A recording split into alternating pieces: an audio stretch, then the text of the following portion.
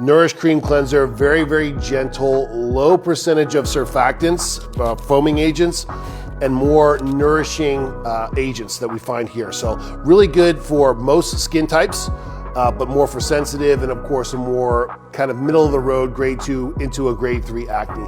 Lipid replacing cleansing gel we're gonna see used more frequently for the acne clientele in the treatment room, but it certainly has its place and application for your home care clients as well. When we get a little bit more into the focused treatment related cleansers, we've got 3. For the Amidala Milk Cleanser, I really like this again for a more mature acne that's experiencing dehydration and might also have some pigmentation issues. Again, from where we've seen acne lesions begin to heal, that pigmentation spot is there. It's the body's natural response for creating a little umbrella of protection from UV light while the tissue underneath is beginning to heal. But good for that combination skin, mature, drier, hyperpigmented type of acne, especially again in darker Fitzpatrick types. Combination of lactic and mandelic acid is a true milk cleanser. There is no foaming surfactant here. So if the client is looking for a foaming agent or wondering why it's not foaming, that could be resolved with a little bit more of an explanation. Cleansing gel with salicylic acid. Salicylic considered to be a little bit more of a traditional beta hydroxy acid cleansing. This is a 2% formulation.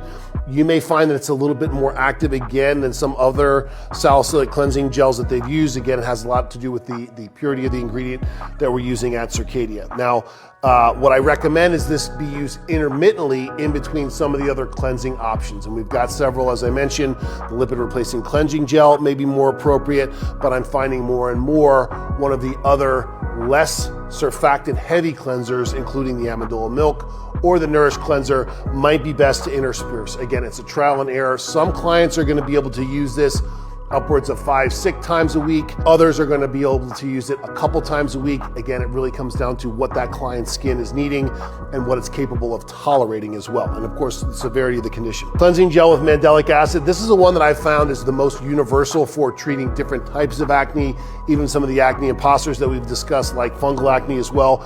It's a 4% mandelic acid, considered to be relatively moderate concentration, moderate to high, I would say, but a beautiful cleanser. Very, very gentle. Again, the surfactants that are here are designed specifically for a more inflamed skin condition. So it is ideal, but you've got to also be cautious. Again, a lot of our clients, especially the younger clientele, when we get these cleansers in their hands without sufficient direction, we sometimes might find that they're cleansing too frequently. Cleanse, cleanse, cleanse, wash, wash, wash.